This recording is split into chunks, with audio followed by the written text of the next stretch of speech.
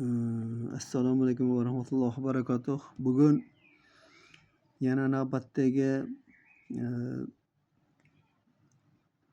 mana nimalardan, hikmatlardan ko'rib o'tamiz. Hikmat egasi mana Melis degan odam ekan. Bu miloddan avvalgi 5-asrda o'tganlar ekan.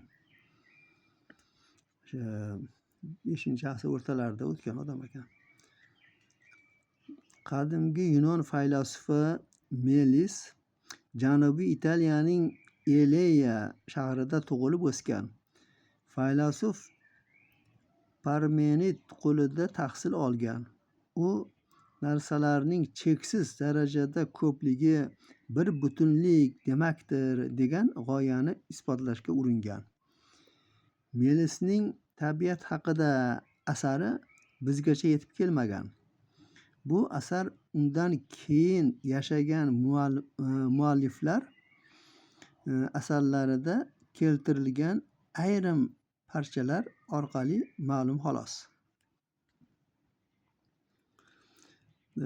Birinchi, Melis shunday ta'lim beradi. Ibtidosi va intihosi mavjud narsalar hech qachon mangu va hadsiz bo'lolmaydi. Yana ibtidosi va intihosi mavjud narsa, misol uchun ibtidosi bir narsani paydo bo'lishi va tugashi bor narsalar deyapti, hech qanday mangu bo'la olmaydi ekan. Keyin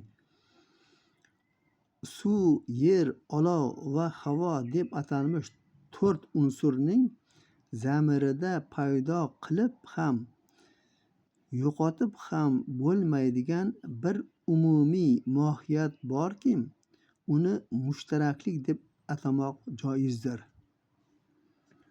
Keyin bo'shliq yo'q ekanligiga isbot. Bo'shliq umuman yo'q narsa, chunki bo'shliq hech narsadir. Hech narsa esa mavjud bo'lolmaydi. Keyingisi, borliq mangu ekanligiga isbot. Agar borliqni paydo bo'lgan deb hisoblasak, unda u paydo bo'lguniga qadar umuman mavjud bo'lmagan. U mavjud bo'lmagan ekan, demak hech qachon bo'lmagan. Hech narsadan borliqning paydo bo'lishi mumkin emas. Endi buni o'z fikri shunaqa ekan. Endi haqiqatan hech narsadan hech narsa paydo bo'la olmaydi, chunki hamma narsani Alloh paydo qilgan. U o'zidan-o'zi hech narsa paydo bo'lmasligini to'g'ri aytyapti.